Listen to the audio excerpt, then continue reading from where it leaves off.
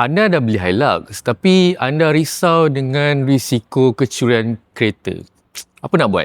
Kita faham je, beli Hilux ni bukan sebenarnya sebab nak gaya pun, tapi sebab kita buat ni memang untuk kerja, untuk berniaga, angkat barang, turun site. Tapi itulah, makin hari sekarang ni makin banyak kes kecurian Hilux. Dekat rumah, dekat site, dekat open parking. And benda yang paling menakutkan actually, banyak kes yang berlaku tanpa bunyi, tanpa pecah cermin, tanpa drama. Jadinya, kalau anda dah beli Hilux tapi rasa risau, itu normal. Yang tak normalnya ialah buat tak tahu. Sebab Hilux ni memang kategori high risk, demand tinggi, spare part laku, mudah diseludup. Sedikit ni diorang tak target random pun, diorang dah ada target yang diorang pilih. Dan mereka tahu majority owner cuma bergantung pada alarm standard, pedal lock, VTS yang standard daripada kilang. Sebenarnya untuk sindiket ataupun pencuri, kalau mereka dah biasa, benda tu senang je nak settle.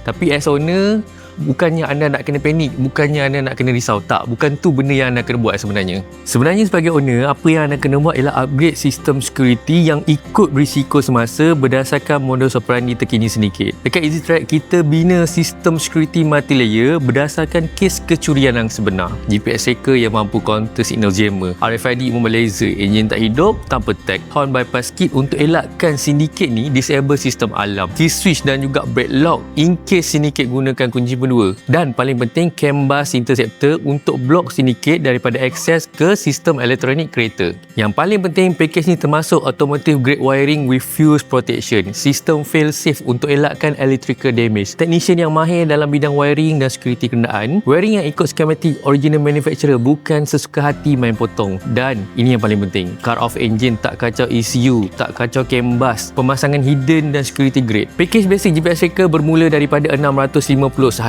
Kalau anda pun dah pakai Hilux dan tak nak tunggu, kena dulu baru cari solusi. Nak raya ni pula, EasyTrack ada package raya 2026. Kalau anda nak tahu lebih lanjut, senang sahaja, tekan saja butang WhatsApp dekat bawah tu untuk dapatkan consultation ataupun nak book slot pemasangan. Kita jumpa anda kat EasyTrack.